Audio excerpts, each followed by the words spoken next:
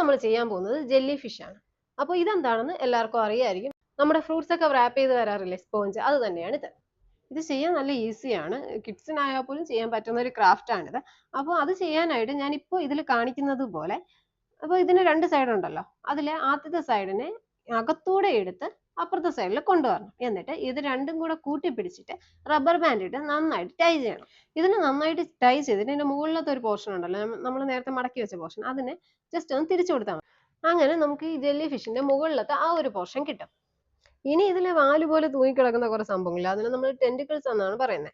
അപ്പൊ ടെന്റിക്കിൾസ് ആണ് നമ്മൾ ഉണ്ടാക്കേണ്ടത്. അതും ഇതേ സ്പോഞ്ച് വെച്ചിട്ട് തന്നെയാണ് ഉണ്ടാക്കാൻ പോകുന്നത്. അപ്പൊ അതെങ്ങനെയാണെന്ന് നോക്കാം. അതിനായിട്ട് ഒരു സ്പോഞ്ച് എടുക്കണം. അപ്പോൾ അതിനകത്ത് നമുക്ക് ഒരുപാട് ലൈൻസ് കാണാമല്ലോ, ആ ഓരോ ലൈൻസിനെയും നമ്മൾ സെപ്പറേറ്റ് ചെയ്തെടുക്കണം. സെപ്പറേറ്റ് ചെയ്യുമ്പോൾ നമ്മൾ ശ്രദ്ധിക്കേണ്ട കാര്യം, നമുക്കിത് full ആയിട്ട് എടുക്കാൻ ശ്രമിക്കണം. കാരണം എത്രത്തോളം ഇതിന്റെ നീളം കൂടും അത്രത്തോളം ഇതിന്റെ ഭംഗിയും കൂടും. എത്രയൊക്കെ ശ്രമിച്ചാലും കുറച്ചൊക്കെ പോവും, കുറച്ചൊക്കെ കിട്ടും. അപ്പോൾ ആദ്യം ഞാൻ ഫെവിക്കോൾ യൂസ് ചെയ്താണ് ഇത് ഫിക്സ് ചെയ്യാന്ന് വിചാരിച്ചത്. പക്ഷേ ഫെവിക്കോൾ യൂസ് ചെയ്തപ്പോൾ അത് ഉണങ്ങാനായിട്ട് ഒരുപാട് സമയം എടുക്കും. അതിന് വേണ്ടിയിട്ട് കുറെ കാത്തിരിക്കണമല്ലോ. അപ്പോൾ വേറെ എന്തെങ്കിലും ഒന്ന് ചെയ്ത് ഇതിനെ പെട്ടെന്ന് സെറ്റാക്കി എടുക്കാൻ പറ്റുമോ എന്ന് നോക്കി. അങ്ങനെ കുറച്ച് പിൻസ് എടുത്തിട്ട് അതിനെല്ലാം ഇതിൽ വെച്ച് കൊടുത്തു. അപ്പോൾ അത് കറക്റ്റായിട്ട് ഫിക്സ് ആയി. അപ്പോൾ സംഭവം ഫിനിഷ് ആയിട്ടുണ്ട്. ഇനി പെയിന്റിംഗ് ആണ്. പെയിന്റിംഗ് എനിക്ക് ക്ലിയർ ആയിട്ട് സെറ്റ് ആയില്ല. കാരണം ഫസ്റ്റ് ഞാൻ റെഡ് ആൻഡ് യെല്ലോ കോംബോ ആണ് ട്രൈ ചെയ്തത്. പിന്നെ റെഡ് മാത്രം ചെയ്ത് നോക്കി. എന്നിട്ടൊന്നും എനിക്ക് അധികം സെറ്റ് ആയില്ല. എൻ്റെ റൂം മേക്ക് ഓവർ സീരീസ് ഇപ്പോൾ നടക്കുന്നുണ്ട്. അതിലെ ഒരു തീം കോംബോ ആയിരുന്നു റെഡ്, ഗ്രീൻ ആൻഡ് പിങ്ക്. അപ്പോൾ അതുമായിട്ട് മാച്ചിങ് ആയിട്ട് ഒരു കളർ ഞാൻ ഇതിൽ കൊടുത്തുന്നേ ഉള്ളൂ. അപ്പോൾ ഇനി ഇതിൽ വാല് പോലെ തൂങ്ങി കിടക്കുന്നില്ല ടെന്റക്കിൾസ്, അതിന് നമുക്കൊരു കർവ്, ആ ഒരു ടച്ച് കൊണ്ടുവരണം. അപ്പോൾ കർവ് ചെയ്ത് നിൽക്കുന്ന ആ ഒരു ഫീൽ കൊണ്ടുവരാനായിട്ട് ഞാൻ ഇതിൽ കാണിക്കുന്ന പോലെ അങ്ങോട്ടും ഇങ്ങോട്ടും തിരിച്ച് മടക്കണം.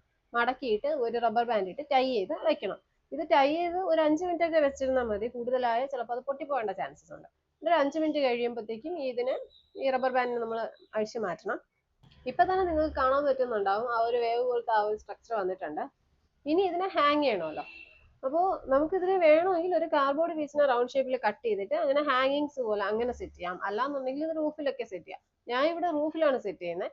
അതുകൊണ്ട് ഇതിനെ ഹാങ് ചെയ്യാനായിട്ട് ഞാൻ ആദ്യം എടുത്തത് ഒരു നൂലും പിന്നെ ഒരു ഡബിൾ സൈഡ് സ്റ്റിക്കറും ആയിരുന്നു. പക്ഷെ അതിലത് ഫിക്സ് ആയില്ല. അങ്ങനെ ഞാൻ ഫസ്റ്റ് നൂല് വെച്ചിട്ട് അതിന്റെ പുറത്ത് ഡബിൾ സൈഡ് സ്റ്റിക്കർ വെച്ചിട്ട് പിന്നെ ഒരു പിന്നും കൂടെ വെച്ചു. അങ്ങനെ അത് ഫിക്സ് ആയി. അപ്പോൾ നിങ്ങൾക്ക് ഇത് ഇഷ്ടപ്പെട്ടിട്ടുണ്ടോ ഇല്ലേ എന്നുള്ളത് താഴെ കമന്റ് ബോക്സിൽ അറിയിക്കുക. ഇതിൽ എന്തെങ്കിലും മാറ്റങ്ങളൊക്കെ വരുത്താനുണ്ടെങ്കിൽ അത് നിങ്ങൾക്ക് കമന്റ് ബോക്സിൽ അറിയിക്കാവുന്നതാണ്. Thank you for watching.